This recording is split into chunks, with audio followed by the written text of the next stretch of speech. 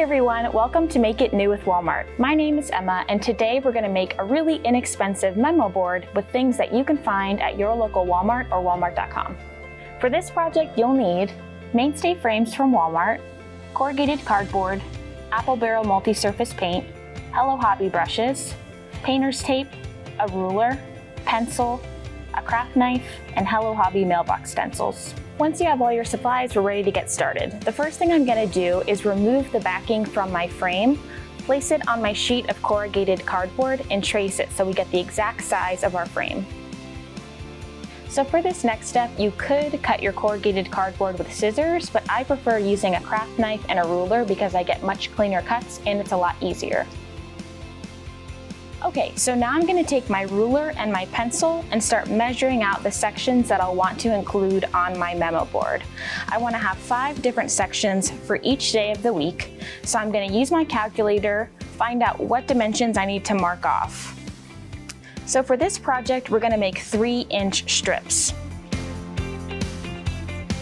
So with my ruler here, I'm going to mark off on my cardboard every 3 inches. And then I'm going to do the same on the other end. Now using my ruler, I'm going to connect those 2 dots that I made and make one straight line all the way up my cardboard. So right now I'm going to mark off just about where I want my different spaces to end. Now I'm going to erase some of my mapped out lines so that we can start painting.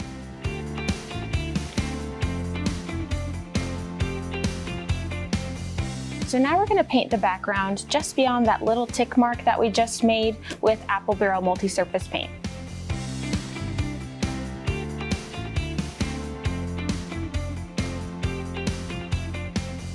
Once you've completed this step, we're going to do a little bit more sketching.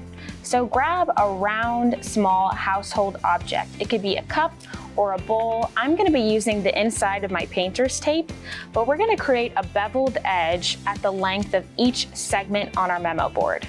So I'm going to line up my round object and make sure that it's half cardboard, half white. And then I'm going to sketch out that round edge. So now we're ready to paint the individual segments of our memo board.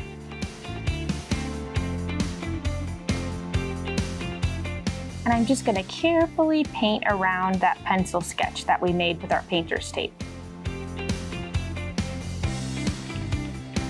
Okay, so now we're going to let this dry and then fill in the rest of our segments with our Apple Barrel paint.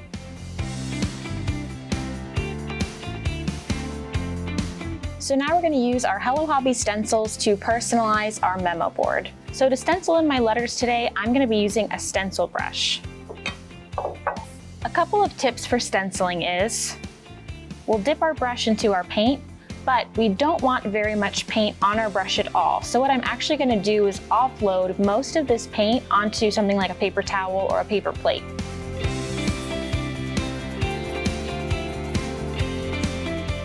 Once you've offloaded your paint, we're going to apply our stencil brush to our stencil in a continuous up and down motion.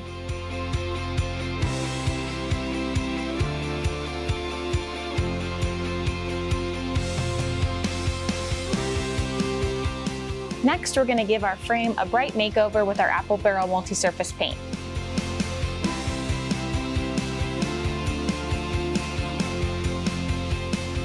Now finally, we're ready to assemble our memo board.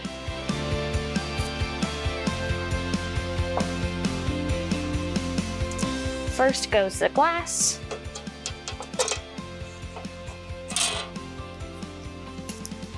And then our painted cardboard. And that's how you make an inexpensive memo board using recycled materials and things that you can find at your local Walmart. For more project ideas and inspiration, go to plaidonline.com.